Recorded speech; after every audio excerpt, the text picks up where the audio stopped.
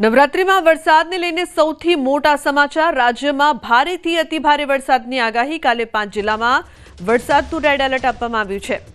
અમરેલી, ભાવનગરમાં વરસાદનું orange alert અપાયું છે। અમદાવાદમાં 2 દિવસ ભારે વરસાદની આગાહી છે, તો રાજ્યમાં 5 દિવસ વરસાદની આગાહી કરવામાં આવી છે।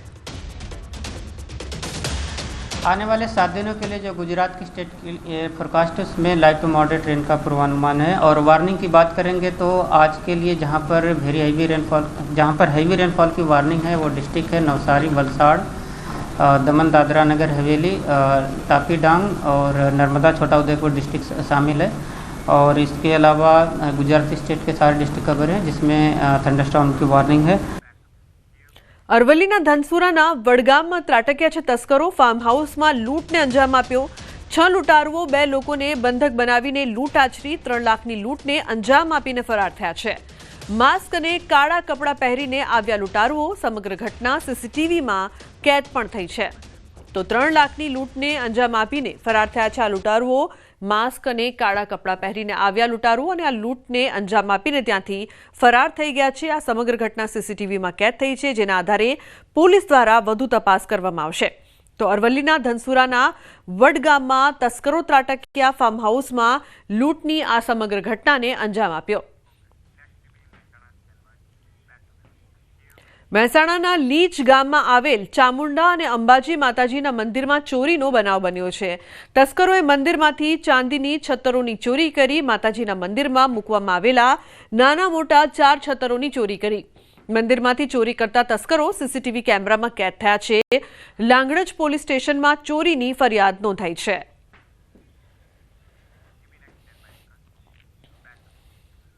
છોટાઉદેપુરમાં ફરી પ્રસૂતાને જોડીમાં લઈ જવાઈ। ક્વાંટના આંબા ડુંગર માનકુલા ફળિયાના આ દ્રશ્યો છે। 5 કિલોમીટર સુધી પ્રસૂતાને જોડીમાં લઈ જવાઈ।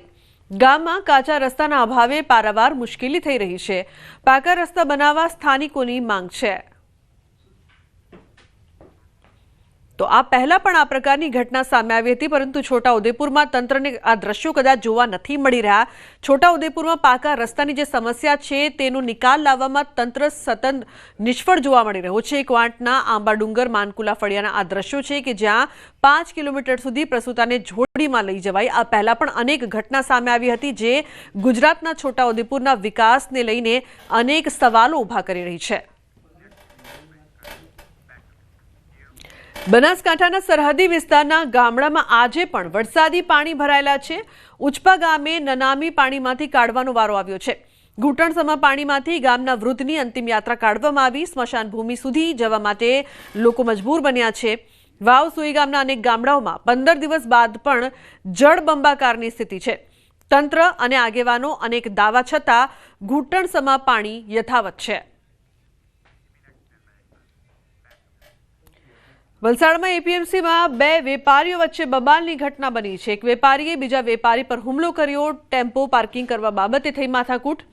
ઉગ્ર બોલાચાલી બાદ વેપારીને માર મરાયો।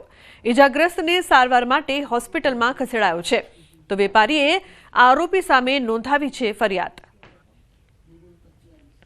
તે અરુણભાઈએ સીધી મને મારવાનું ચાલુ કર્યું। માર્યો મને, પછી દુકાનમાં પાછળ ગયા પોતે, અને દુકાનમાં લાકડો લઈને મને મારવા આવ્યો। અને મારી પાછળ દોડ્યા, પણ હું સ્કૂટર લઈને હું નીકળી ગયો। પણ બધું સીસીટીવીમાં આવી ગયું છે। અને આવી રીતે ખુલ્લેઆમ દાદાગીરી આ લોકોની જ્યારે જોઈ ત્યારે મને ધમકી અવારનવાર મળતી હતી। આગળ પણ એ લોકોએ અમારે એપીએમસીની ઓફિસમાં મને ધમકી આપેલી હતી। એ છે ભરૂચના માંડવા ટોલ પ્લાઝાના ટોલ કર્મીઓ દ્વારા ટ્રેલર ચાલકને માર મારવામાં આવ્યો હોવાનો વિડીયો સોશિયલ મીડિયામાં વાયરલ થઈ રહ્યો છે। વિડીયો અનુસાર ટોલ પ્લાઝાના સ્ટાફ અને ટ્રેલર ચાલક વચ્ચે બોલાચાલી બાદ મામલો મારામારી સુધી પહોંચી ગયો। આ દરમિયાન અન્ય એક ટ્રક ચાલકે ઘટનાનો વિડીયો ઉતારીને સોશિયલ મીડિયા પર મૂકી દીધો, જે ઝડપથી વાયરલ થઈ રહ્યો છે। વિડીયો ભરૂચ ટોલ પ્લાઝા નામે ફેલાતા લોકોમાં ચકચાર મચી ગઈ છે। પોલીસ દ્વારા તપાસ શરૂ કરવામાં આવી છે। તાજેતરમાં જ માંડવા ટોલ પ્લાઝા પર ટ્રક ચાલકને ટોલ કર્મીઓ દ્વારા માર મારવામાં આવ્યો હોવાનો પણ બનાવ સામે આવ્યો હતો। તો મારામારીનો વિડીયો સોશિયલ મીડિયામાં વાયરલ। ભાવિન જોડાયા છે ફોન લાઈન પર વધુ માહિતી આપવા માટે। ભાવિન, શું છે સમગ્ર ઘટના? શું વધુ માહિતી, શું વધુ અપડેટ? સવારના રોજ ભરૂચના નર્મદા બ્રિજ ટોલ પ્લાઝાનો આ વિડીયો વાયરલ થયો છે. ટોલ નાકા પર કર્મચારીઓને ટ્રેલર ચાલક જે હતો તેને રોકવામાં આવ્યો હતો, પરંતુ એ રોકાયો ન હતો. તો 2 થી 3 કર્મચારીઓ ત્યાં ટોલ નાકાના ભેગા થઈ અને એને ત્યાંથી ઉતારતા હતા ડ્રાઈવર સીટ પરથી અને એને ગાડી ઊભી રાખતા હતા. એવો વિડીયો વાયરલ થયો છે. બીજા જે ટ્રક ચાલક હતા તે એમને મારતા હતા, તે વખતે આ વિડીયો લઈ લીધો હતો. અગાઉ પણ જે કર્મચારીઓ છે તે આ રીતે ગેરવર્તન કરતા હતા ટ્રક ચાલકો સાથે, એની પણ ફરિયાદ નોંધવામાં આવેલી હતી. જી બિલકુલ ભાવિન, આભાર સમગ્ર માહિતી બદલ. તો ભરૂચના માંડવા ટોલ પ્લાઝાના ટોલ કર્મીઓ દ્વારા ટ્રેલર ચાલકને માર મારવામાં આવ્યો હોવાનો વિડીયો સોશિયલ મીડિયામાં વાયરલ થઈ રહ્યો છે. વિડીયો અનુસાર ટોલ પ્લાઝાના સ્ટાફ અને સમાચાર બોટાદથી બરવાડામાં યુવાનનો આપઘાત. યુવાને ઝેરી દવા ગટગટાવીને મોતને વહાલું કર્યું. યુવાને ઝેરી દવા પી લેતા સારવાર માટે તેને ખસેડાયો છે. હોસ્પિટલમાં સારવાર દરમિયાન યુવાનનું મોત થયું છે. તો યુવાનના આપઘાતનું કારણ અકબંધ છે. પોલીસે ઘટના સ્થળે પહોંચીને વધુ તપાસ હાથ ધરી છે. સુરતમાં સિવિલ હોસ્પિટલ નજીક યુવતીનો આપઘાત. પૂજા કુશવાહ નામની યુવતીએ આપઘાત કર્યો છે. કોવિડ બિલ્ડિંગની સામે ઝાડ પર લટકતી લાશ મળી. ડિલિવરીને લઈને યુવતી હોસ્પિટલ આવી હતી. યુવતી ગુમ થતા પરિવારે તેની શોધખોળ કરી હતી. તો યુવતી કેમ આપઘાત કર્યો તે અંગે પોલીસ દ્વારા વધુ તપાસ કરવામાં આવશે. જે પ્રકારથી આ સમગ્ર ઘટના સામે આવતા ચકચાર મચી છે, કારણ કે યુવતી ડિલિવરી માટે આવી હતી અને તે બાદ હોસ્પિટલમાંથી તે ગુમ થઈ હતી. પરિવારે શોધખોળ કરી અને તેની લાશ મળી આવી. જામનગરમાં વિદ્યાર્થીએ આપઘાત કરતા ચકચાર મચી છે. એમપી શાહ મેડિકલ કોલેજના વિદ્યાર્થીનો આપઘાત. કોલેજના ક્વાર્ટરમાં ગળે ફાંસો ખાઈને જીવન ટૂંકાવ્યું. તો એમબીબીએસના પ્રથમ વર્ષમાં નાપાસ થતા વિદ્યાર્થીએ આપઘાત કર્યાનું અનુમાન છે. પોલીસે વિદ્યાર્થીના મૃતદેહને પોસ્ટમોર્ટમ માટે ખસેડ્યો છે.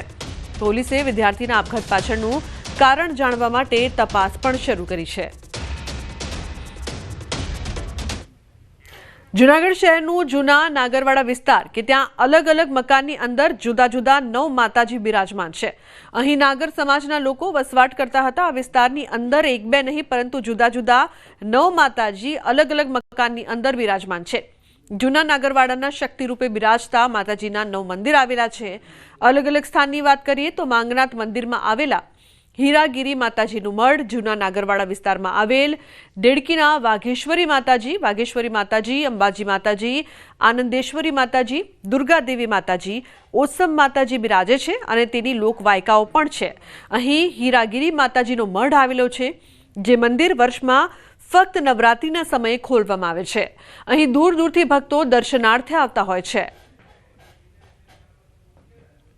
હા, અહીંયા આ જૂનો નાગરવાડો કહેવાય છે અને અહીંયા 11 માતાજીઓ બિરાજમાન થયેલા છે. કુંડી શેરીમાં છે, માંગનાથમાં હીરાગર માતાજી છે, વડફળિયામાં આનંદેશ્વરી છે, આ દુર્ગાદેવીનું સ્થાન છે અને અંબાજી, ઓસમ માત્રી, વાઘેશ્વરી એ અખણા માતાજીઓ અહીંયા બિરાજે છે. અને અમારા અહીંયા રાતના ગરબા ચાલે છે, લગભગ 70 વર્ષ ઉપરથી ચાલે છે. અમારે ત્યાં આ સેવા પૂજા અમારા દાદાના પણ પિતાજીના વખતથી છે, એટલે લગભગ 4થી પેઢીથી અમે આ પૂજા ચાલુ છે અમારે ત્યાં. અને આ મંદિરનો ઇતિહાસ જોઈએ તો મંદિર એની અંદર જે આરસ છે એને 150 વર્ષ ઉપર થઈ ગયા છે. અને એટલે મંદિર છે એ પૌરાણિક 200 વર્ષ ઉપરનું આ મંદિર છે. મંદિરમાં જે માતાજી બિરાજે છે તે અંબાજી માતાજી અને એ ચતુર્ભુજ પદ્માસન સ્થિત છે.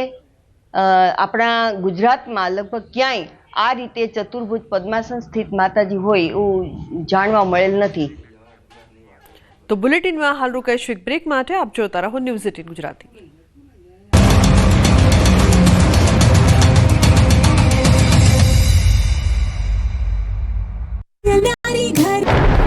ગુજરાતમાં વરસાદ જાણે વિદાય લેવાના મૂડમાં જ ન હોય તેવું લાગી રહ્યું છે. ફરી એકવાર વરસાદનો તોફાની રાઉન્ડ આવી રહ્યો છે. નવરાત્રિમાં અંતિમ દિવસોમાં વિલન બની શકે છે વરસાદ.